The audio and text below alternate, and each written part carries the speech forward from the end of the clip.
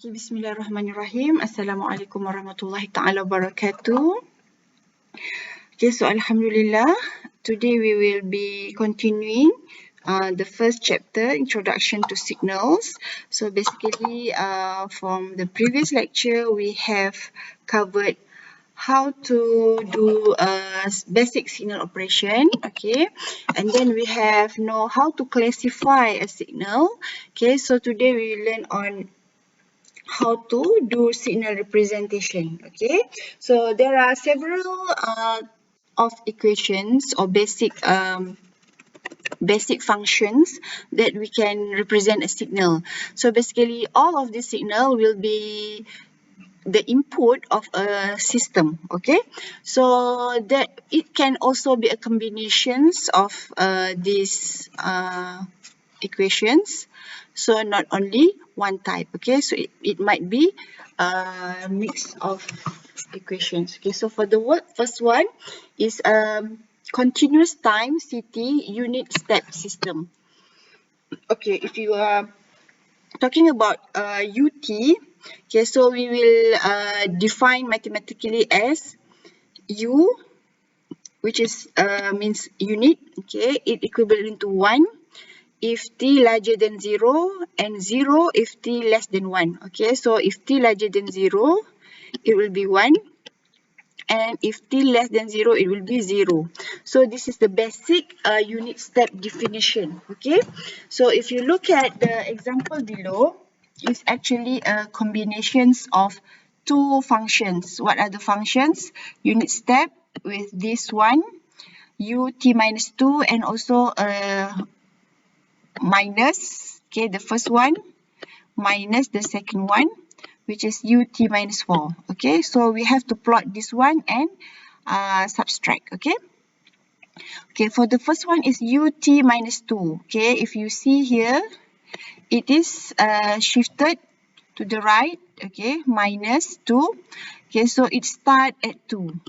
Okay, so t start at 2. So the definition will be ut equivalent to 1 for t larger than 2 and equivalent to 0 for t less than 2. Okay, so this is the first equation.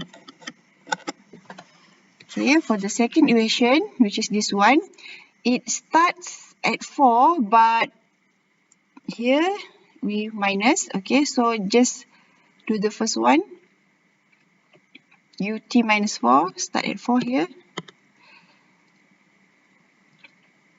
and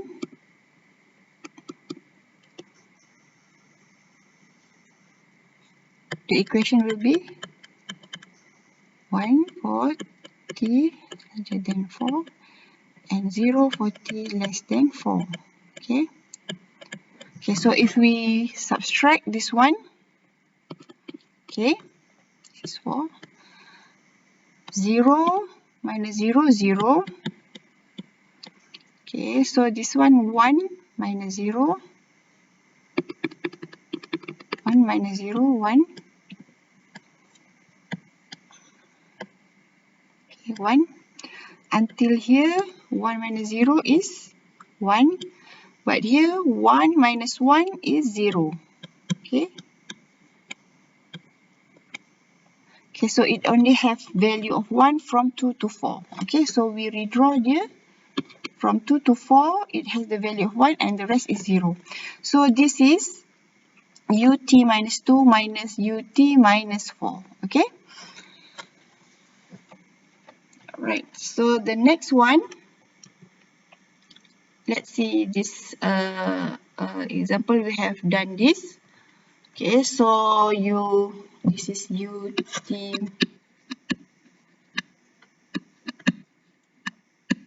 minus 2 and minus ut minus 4. Okay. Right, that is the first one, which is a unit step. Okay, the second one is the unit impulse. Okay, when we are talking about unit impulse, the symbol is this one, delta t. Okay, in time domain, delta t. Okay, so approximation of an impulse is the definition of the unit impulse function. So what is an impulse? In impulse, usually we have only one spike here. Impulse, spike. So the unit here is 1. The area under the impulse here is 1. Or we do the integration of a delta t is equivalent to 1. Okay.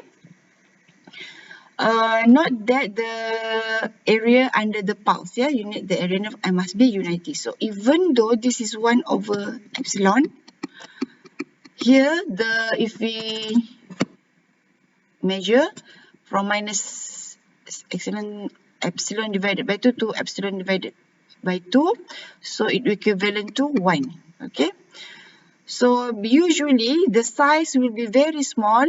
Okay, although the shape is like this bell shape. Okay, so you can imagine this is has been zoomed out. Okay, if we zoom in, it's going to be very small like this. So the area of this one is equivalent to 1. Okay, so it can also in the shape of a triangle, like imagine very small. Okay, this is the biggest percent, but you see the size of this triangle epsilon here is almost 0. Okay, so actually very small here, but it has this impulse. Okay, just the shape is different. Okay, same goes to here. Very narrow, where the alpha means the step here, almost infinity. Okay. Alright, so the third function is an exponential function. When we are talking about exponential function, that means it has a complex frequency, sigma, and also j omega. Okay, if you could recall in our first lecture, sigma and j omega represent the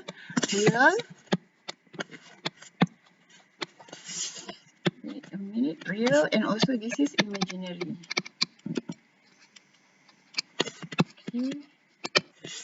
Okay, so we can rewrite this EST in epsilon or in exponential by rewrite this one as equivalent to sigma plus j omega. So E power of sigma plus j omega multiplied by t, or if you separate it part by part, E sigma t multiplied by E j omega t. Okay, so this part is the real part and this part is the imaginary part. Okay, so for the imaginary part, we can define it as cos plus sine. Okay, and what is the value? We take this omega value. So this is the real value, this is the imaginary part represented by cos and sine, or if you like to, in E j omega t. Okay. Okay, so this is the complex frequency plane. Sigma is real part and j omega is the imaginary part. Okay, so if the functions having a positive value, okay, so it will be in the right half plane. If you remember how we classify a signal, and if it's an exponentially decreasing signal, okay, so it will be in the left half plane. Okay, so something like this. Okay, or this one is something like this, the exponential minus and exponential plus. Okay. Alright, so for example, the signal represent an everlasting exponential start at t equivalent to minus infinity. So this is infinity minus infinity. So it's actually start from here to here. Okay. So if you want to make this function causal, okay, so we must multiply with ut. What is the definition of ut? It's a unit step. So the graph looks like this. Okay, so this is ut. Okay, so when this one multiplied by ut, that means it is 0 at this side, right? So this part is suppress. Okay, so only this one 1 multiplied by this one, only this one. So this is the function of ut. We want to make sure the signal is a causal signal that exists at t larger than 0. Okay. Okay, so this is an exponential function. The first one is e 0.5t. Okay, here we know that the value is positive, so the shape is like this. Okay, so we can substitute 0.5t and plot it here. Okay, and for e minus 0.5t, the shape will be like this. Okay, so you can plot also the value of x and y to find the steepness of the exponential. Okay, we call the one at the right side is a growing, and then this is decaying. Okay, so if you can see, getting larger. Okay, and this one getting almost to 0. Okay, so it's decay.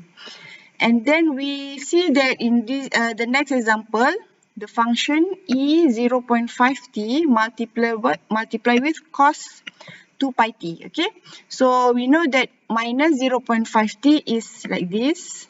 Okay, and then 0 cos 2 pi t, if it's alone, it will be looks like this, right? Okay, so when the functions cos multiply by with this one. Okay, so you multiply this point and this point. Okay, so you will get this shape, and the one is the partner of this function. Okay, so this one also is the same cos, but multiply with exponential with positive value here will become like this one. Okay, so we call it modulated exponential. Why modulated? Because it having different amplitude here, not as the original cos. Okay. Okay, so we put it in MATLAB, for example, or any other software that you can try. Okay, so this is cos. Okay, so this is cos. Okay, cos 5t. Okay, when we multiply with positive into t, so it like it. Okay, and then if it's negative, the shape will be like this. Okay, so this is how we graphically identify the shape of the function. We can use any software to write it, and they can plot for you. Okay, and this is cos 5t, so this one. Okay, so if you cos 5t, that's mean the real part here is e power of 0, which is 1. Okay, so here e power of 0, 1. All right. Okay, so this is the same with the previous slide. All right, so we can also identify a signal with the criteria even and odd. Okay, so if we have a even signal, how to know that it is an even signal? Okay, we do this test. Okay, so if we put the negative t, okay, the time functions is the same with positive, the value is the same. Okay, so it's an even signal. So basically this is time. Okay, time. So if this is 2 and this is also 2 minus 2. Okay, so and same, yeah, and this is 4 and here is minus 4. Okay, same. So it's like we put a mirror at the y-axis. So right and left is the same. So this is an even function. Okay. The other one is odd function. So x minus t is equivalent to minus xt. Okay, so whatever the function here, minus t, will be the same with minus xt. Okay, so we imagine that we have a mirror here. So this value and this value is the same. So this is an odd signal. Okay. So it says that the symmetric about vertical axis, okay, and anti-symmetric, or which is odd, about the origin is origin here, okay, here, okay. So let's test this signal. Okay, we know that sine is like this. Okay. Okay, so sine pi t divided by t, one period. Okay, so if we put x minus t means this t become negative. Okay, so sine minus pi t over t is equivalent if we put the whole function minus sine t. Okay, so if it's equivalent, minus t, and with the original signal xt just now, this is original, this is if we put a minus t, so it is a even signal. Okay, this is another example. Okay, so we can see that if it's a real function, is said to be an even if the function same or equivalent with the particular function in negative value. Okay, but it is an odd function. Okay, so if we put the negative value, change it to negative value, and multiply with minus 1, it is equivalent to the original function, so it is an odd function. Okay, so you have to substitute and multiply it with minus 1. Okay, alright, so some properties of even and odd function. If we multiply an even function with an odd function, the result will be odd function. Okay, so if an odd function multiply with an odd function, the result will be even. Okay, whereas if we have even multiply by even, the output will be even. Okay, and we also has to bear in mind that if a signal xt, actually we can find the odd and even function of that particular signal. So it's a sum of even and odd components of xt.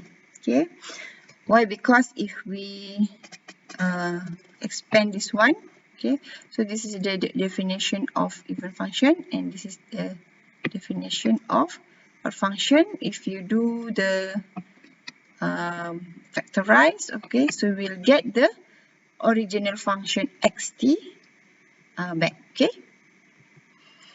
alright, so in the first part, which is introduction to signal, we have learned on signal classification. Okay, we learn about symmetry, periodicity, energy, power. Okay, so make sure you know what is the definition of periodic, aperiodic, energy signal, power signal, and also deterministic and also random signal, right? It's not mentioned here, but we have learned in the previous lecture. And how to represent a signal using basic signal. Okay, there is unit step. Okay, there is impulse. Okay, there is a ramp function. Okay, and also exponential. Okay, so after this we will learn on what is system. Okay, how signals and system are connected, and then we will learn about the theory that approximates behavior of most systems. And also in the next chapter, we will learn about the time and frequency analysis, okay, where time and frequency actually can be interchanged, okay. Alright, so before we end the lecture, just some quick review. We can know that signal is a set of data or information. So it can be unit step, it can be exponential, it can be ramp, or it can be impulse. Okay, so this function or sequence of values will represent information. Okay, the signal is actually sent to give information. Okay, so this function can be in the variables of time, frequency, and space. Okay, so usually in space or frequency, it conveys information on the nature of physical phenomena such as our voice, okay, the noise, right? So this can be in frequency and space. Okay, so while in the next chapter, we will learn about a system where it's actually an entity that processes a set of signal, which is these inputs, to yield or to give an output given another sets of signal. So this output will change into something else. So we wanna process. Okay. So that's it for the first part of signal, introduction to signal, and we will continue on introduction to system. Okay. Thank you so much. Bismillah. Assalamualaikum.